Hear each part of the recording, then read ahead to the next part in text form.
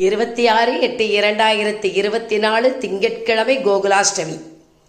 ஆவணி மாதம் அஷ்டமி திதியில் ரோகிணி நட்சத்திரம் இணைந்து வரும் நாளை கோகுலாஷ்டமியாக கொண்டாடுகிறோம்.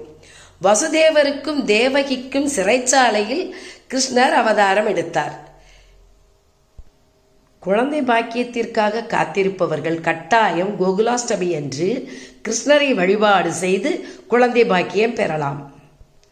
வீட்டில் கிருஷ்ணர் படம் இருந்தாலோ சிலை இருந்தாலோ அதற்கு மலர்களால் அலங்காரம் செய்து கொள்ள வேண்டும்.